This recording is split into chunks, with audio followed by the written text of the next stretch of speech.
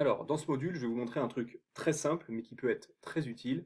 C'est comment appeler un webhook depuis une base de données Airtable et depuis un bouton.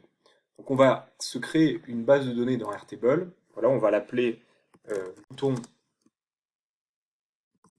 bouton euh, web, webhook. Voilà, tout simplement. Et ici, on va venir créer donc un champ bouton, voilà, avec une typologie de champ button. Et là, typiquement, on va aller sélectionner, donc par défaut il y a le Open URL, et ici on va venir coller l'URL de notre webhook. Donc dans Integromat, Make Integromat, on va aller chercher le petit plus, webhook, custom webhook, voilà. Donc on va cliquer sur Add. Là, vous pouvez mettre un nom de webhook au hasard, Save, et ici on va récupérer la fameuse adresse, voilà. Donc là, si je fais Run, hop, il attend .webhook, une adresse, un appel. Donc là, accepted, donc là c'est bon, c'est bien passé. Et là on va voir qu'il l'a bien, voilà, il l'a bien reçu. Et on va faire la même chose depuis un bouton.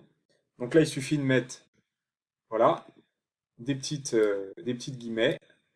On vient coller l'URL du webhook issu du module make integromat, webhook de make integromat, directement ici. On fait save. Donc là voilà, il est venu me créer un bouton. Et là, immédiatement, je vais faire un petit play. Voilà. Et qu'est-ce qui va se passer au moment où je vais appuyer sur le bouton? Donc là, il est en attente d'un appel.